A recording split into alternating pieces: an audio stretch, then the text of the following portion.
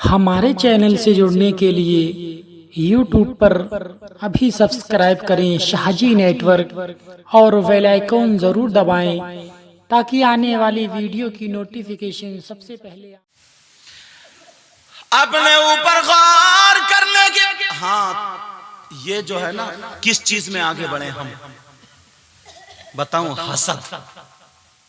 حسد تو اتنا ہو گیا جلن کینہ بغاوت کسی کا کام اچھا چل رہا ہے پڑوس والے کو بخار چڑھ رہا ادھر چھت چڑھ رہی ہے ادھر بخار چڑھ رہا تجھے کیوں بخار آ رہا کسی کے بچے اچھا کام کر رہے ہیں اپنے بچوں کو گالیاں دے رہے ہیں تجھ پہ کوئی شیطان کیوں آ گیا یہ سب جلن حسد مسلمان کا کام ہے حسد کرنا جلن کرنا ایک دوسرے سے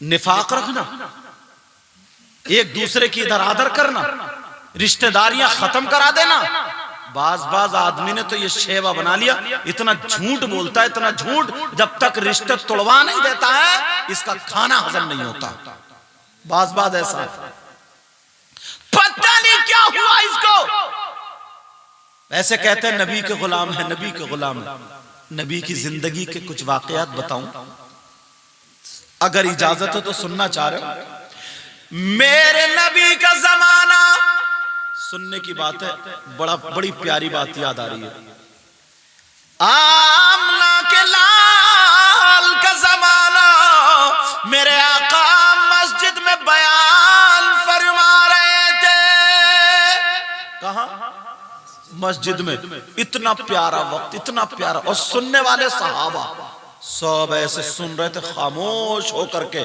اگر ایک سوئی بھی گر جائے تو اس کے کھنکنے کی آواز آ جائے میرے نبی بیان کر رہے تھے صحابہ سنتے جا رہے بیان کر رہے صحابہ سن رہے جب جنت کا ذکر آیا جنت کی بہاروں کا ذکر آیا صحابہ مسکرانے لگے نبی نے چہرہ دیکھا آقا بولے تم سب جنتی ہو مگر بولو تم اپنے آپ میں سے کسی جنتی کا دیدار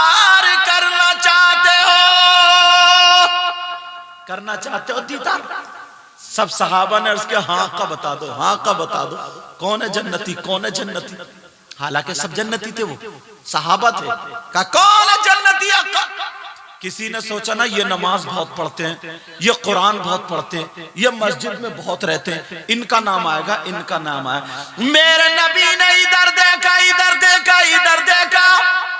اور دیکھتے آنکھوں کو بند کیا تھوڑی دیر بند کر کے پھر کھولا تو نبی نے فرمایا مسجد کے دروازے کو دیکھو جو آ رہا ہے اسی کا دیدار کر لو وہ جنتی ہے دیدار کر لو لوگوں نے پیچھے پلٹ کے دیکھا کون ہے بھائی جب پیچھے پلٹ کے دیکھا نا تو بہت بڑے علامہ نہیں تھے بہت بڑے مفتی صاحب نہیں تھے پیچھے پلٹ کے دیکھا تو ایک سیدھے سادے بھولے بھالے نرے سیدھے چچا میاں تھے کون تھے بولا ایک بزرگ تھے نرے سیدھے بالکل سیدھے وہ چلے آ رہے ہیں ان کی داڑھی ایسی تھی جیسے ابھی وضو بنا کے آئے اور آئے نبی کے ہاتھ چومے اور بیٹھ گئے اللہ تمام صحابہ کہہ رہے ہیں یہ تو بہت قرآن پڑھتے ہیں یہ تو بہت مسجد میں رہتے ہیں یہ تو بہت نبی کی خدمت کرتے ہیں مگر ان چچا کے پاس کون سی ایسی چیز ہے ان کے پاس کون سی کوالٹی ہے ان کے پاس کون سا عمل ہے جس کی وجہ سے سب چھوٹے اور ان کا نمبر آ گیا تو پھر انہوں نے فیصلہ کر لیا کہ ضرور کوئی نہ کوئی کوالٹی ایک دن گزر گیا دوسرا دن پھر آیا جب دوسرا دن آیا میرے نبی نے بیان کیا صحابہ نے عرض کیا آقا آج پھر ہم جنتی دیکھنا چاہتے نبی نے ادھر دیکھا اور ارشاد فرمایا میرے جانثارو چاہنے والوں کلمہ پڑھنے والوں مسجد کو دیکھو دروازے کو دیکھو جو آتا اسی کا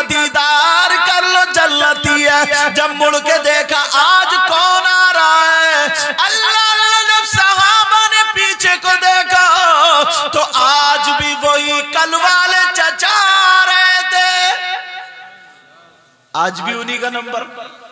اب تو لوگ سمجھ گئے ضرور کوئی نہ کوئی کوالٹی ہے. بے شک بے شک. خیر ایک دن گزر گئے. اب تیسرا دن آیا. توجہ رکھنا, تیسرا دن آیا. اور جب تیسرا دن آیا تو پھر صحابہ نے عرض کیا میرے نبی نے کہا دیکھنا چاہ رہے ہو؟ بولے جی. کہا پھر دیکھو.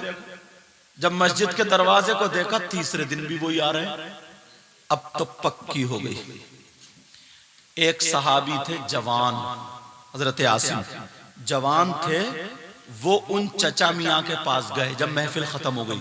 کہا چچا میاں میں آپ کے ساتھ رہنا چاہتا ہوں, میں آپ سے 3 دن کے لیے دوستی کرنا چاہتا ہوں, میں آپ کا مہمان بن کے رہنا چاہتا ہوں.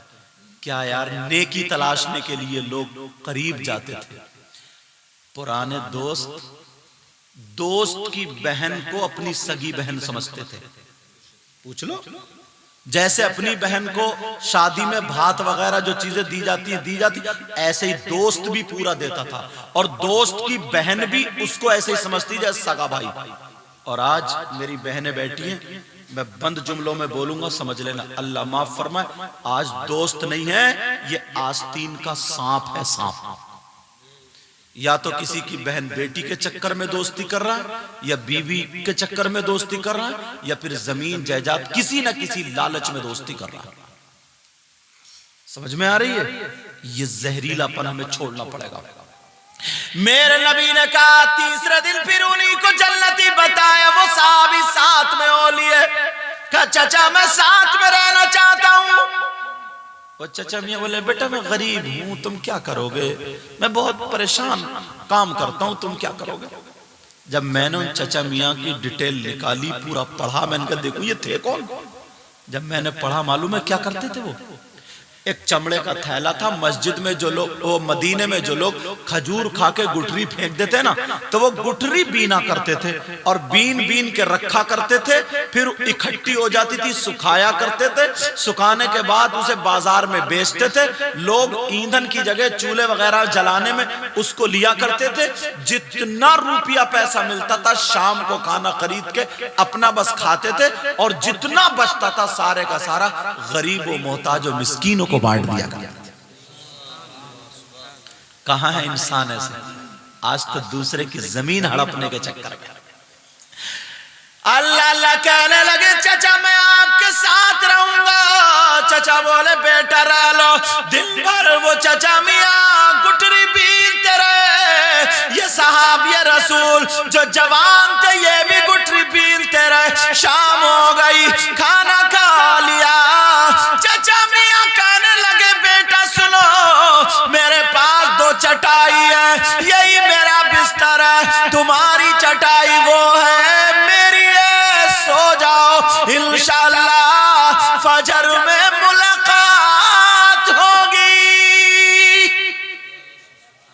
وہ صحابی رسول کہنے لگے چچا میں نہیں سوؤں گا, دیکھوں گا تم عمل کیا کرتے ہو, دیکھوں گا کہ تم پڑھتے کیا. وہ چچا میاں تو سو گئے, مگر حضرت عاصم کبھی آنکھ کھولے کبھی دیکھ لے, کبھی آنکھ. اب تو کچھ تسبیح نہیں پڑھ رہے ہیں, اب تو کوئی عمل نہیں پڑھ رہا ہے. کون سی ایسی نیکی ہے جو اللہ کے رسول نے 3 دن انہی کو جنتی بتایا؟ کچھ تو ہے, وہ ڈھونڈ رہے تھے. پوری رات چچا آرام سے سوتے رہے. دوسرا دن گزر گیا سوتے رہے. تیسرا دن گزر گیا سوتے رہے. ان صحابی کی آنکھیں سوج گئیں, لال ہو گئیں, بیچارے 3 دن سوئے نہیں. جب اب یوں کرنے لگے, بولے چچا میاں میں چل رہا ہوں, میں جا رہا ہوں, کچھ ہاتھ نہیں آیا. تو وہ چچا بولے بیٹا ایک بات بتا, تو میرے ساتھ, آپ میرے پاس 3 دن کیوں رہے؟ تو وہ صحابی کہنے لگے چچا میاں میں اس لیے رہا, اللہ کے رسول نے 3 دن جنتی کا نشانہ لگایا تو تمہیں نمبر پر آئے. بڑے بڑے نماز پڑھنے والے, بڑے بڑے قرآن پڑھنے والے, بڑے بڑے نبی کی خدمت کرنے والے, وہ بھی جنتی ہے. مگر نبی نے جو آج اشارہ کیا تھا وہ تمہاری طرف کیا تھا. میں تمہارے اندر وہ کوالٹی دیکھنا چاہتا ہوں, کون سا عمل کرتے ہو, میں اس کو دیکھنا چاہتا ہوں, پھر میں بھی وہ کروں, اللہ و رسول مجھ سے بھی راضی ہو جائے. تو چچا نے کہا بیٹا ایک بات بتا، تمہیں کچھ ملی کوالٹی؟ کچھ ملی؟ کہا چچا برا مت مانیو، تم سے زیادہ تو مسجد میں ہم ہی رہتے ہیں، تم سے زیادہ تو مسجد میں ہم ہی رہتے ہیں۔ کہا بیٹا میں نے کبھی نماز چھوڑی نہیں، چھوڑی، حلال کھایا حلال کمان۔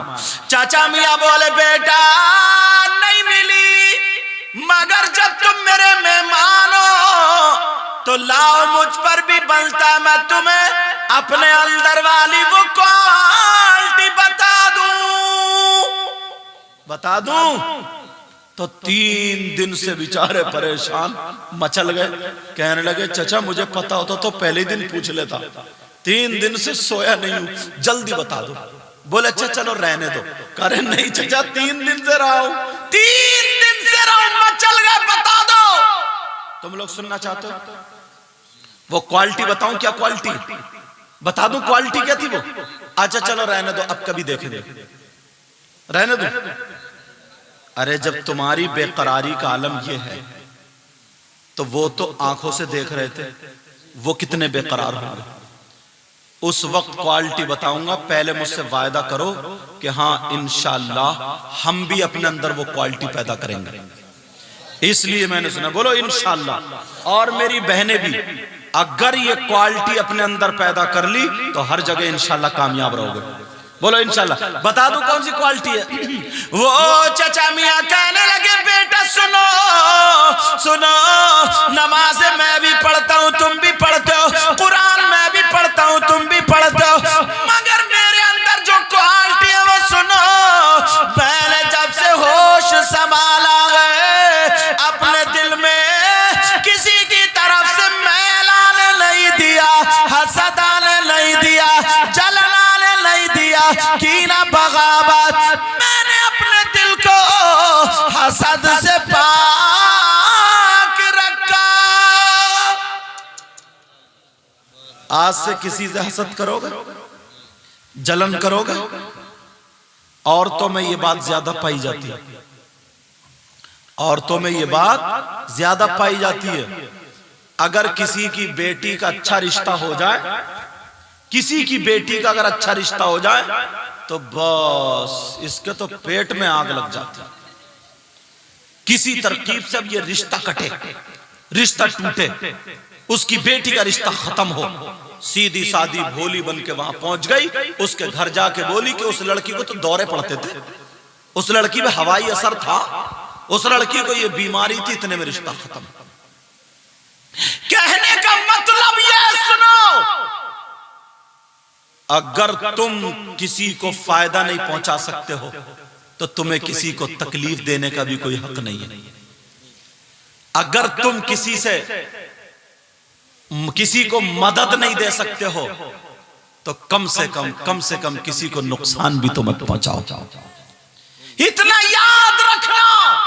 لیکن سنو پیارو، جو بات بتانے جا رہا ہوں، یہاں پر یہ جلسہ بڑی محنت سے ہوتا ہے اور ہر جگہ پر جلسے بڑی محنت سے ہوتے ہیں، مگر کچھ باتیں ایسی لے کے جایا کرو جو تمہارے کام میں آ جائیں۔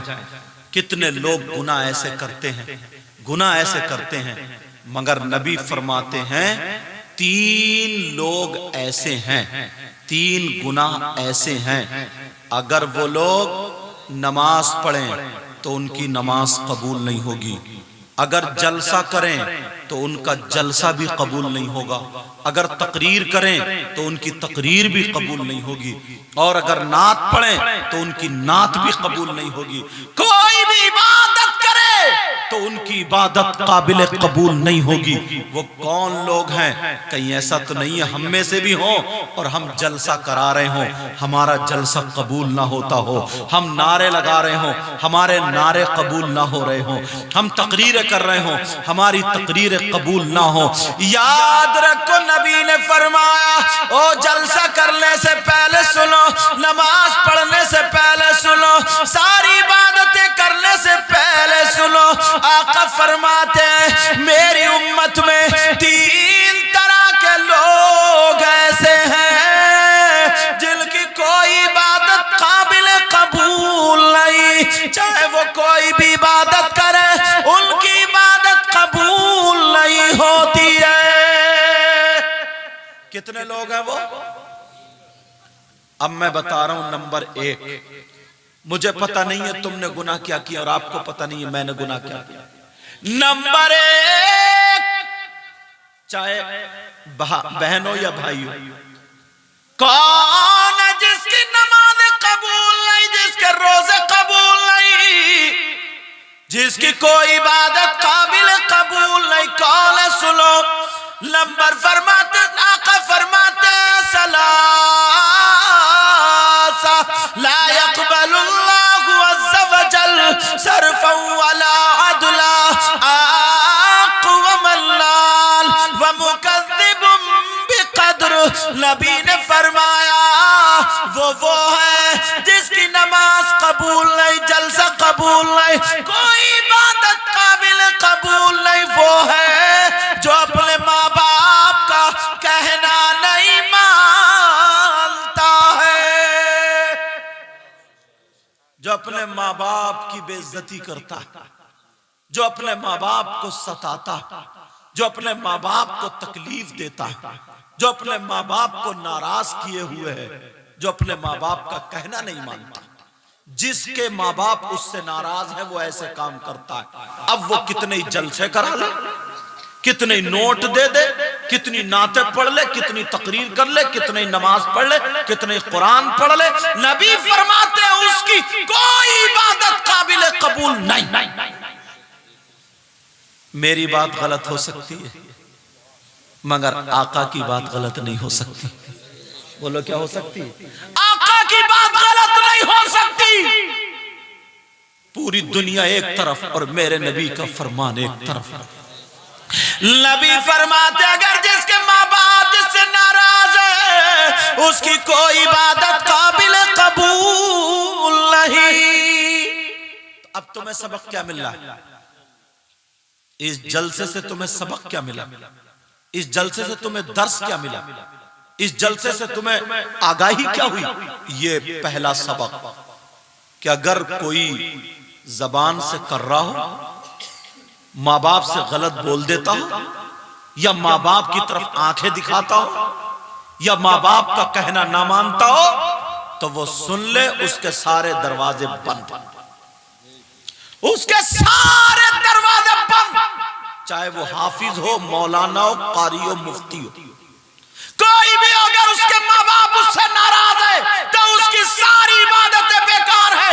اب تمہیں یہاں سے اگر اٹھنا ہے، چاہے بھائی ہو یا بہن ہو، یہ عہد کر کے اٹھنا پڑے گا، یہ وعدہ کر کے اٹھنا پڑے گا، آج کے بعد کوئی بھی اپنے ماں باپ کو تکلیف نہیں دے گا۔ اور اگر تم تکلیفیں دیتے رہے، ماں باپ کا کہنا نہیں مانا، ماں باپ کو ستاتے رہے، کتنے جلسے کر لو، کتنے مولانا کو بلا لو، چاہے کتنی نمازیں پڑھ لو، جب تک ماں باپ راضی نہیں ہو جائیں گے ساری کی ساری چیزیں بیکار،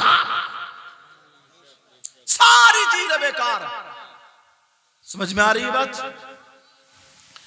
مگر کہاں ہے لوگ ایسے؟ ایک بات بتاؤں پیارو، تم جانتے ہو دعا کی مقبولیت کہاں، دعا قبول کہاں زیادہ ہوتی ہے؟ نہیں جانتے ہو۔ اگر جانتے ہوتے تو کبھی پریشان نہیں ہوتے۔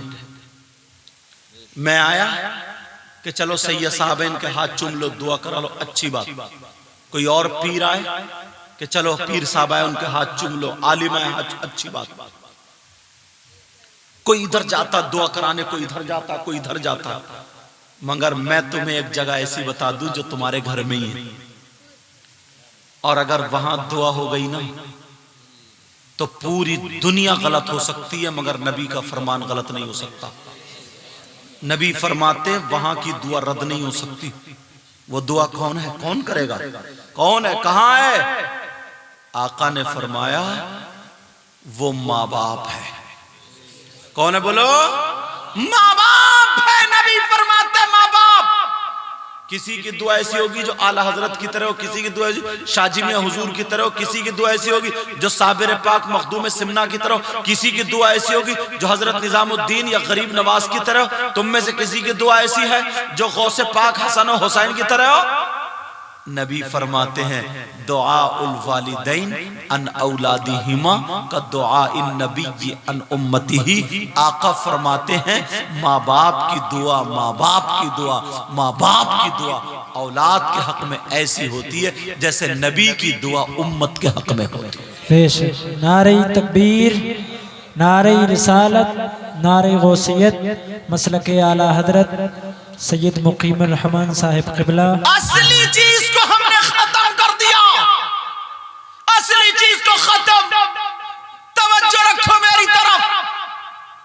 اگر ان باتوں پہ ہم نے عمل کر لیا، پہلے پرانے لوگ جو تھے نا، پرانے بوڑھے، یہ گھر سے سبق دے کے چلتے تھے، گھر سے بتاتے تھے. مائیں اپنی بیٹی سے کہتی تھی بیٹی اب تو بڑی ہو گئی، ننگے سر مت نکلنا. ماں کہتی تھی مجال ہے کسی کے سامنے بول جائے. اگر کسی میری بہن کی شادی ایسی جگہ ہو گئی اور وہ مرد کیسے بتاؤں، مطلب بی بی کے لائق نہیں تھا اور گھر والوں کو بھی پتہ نہیں، مگر شادی ہو گئی، اس لڑکی نے اپنی پوری زندگی وہی کاٹ دی، مگر اپنے شوہر کی بے عزتی نہیں کی، ماں باپ کی بے عزتی نہیں کی، اور شرم و حیا غیرت کا پیکر بنی رہی، اور کسی کو ماں باپ، کسی کو اپنے شوہر کی کمی اس نے بیان بھی نہیں کی.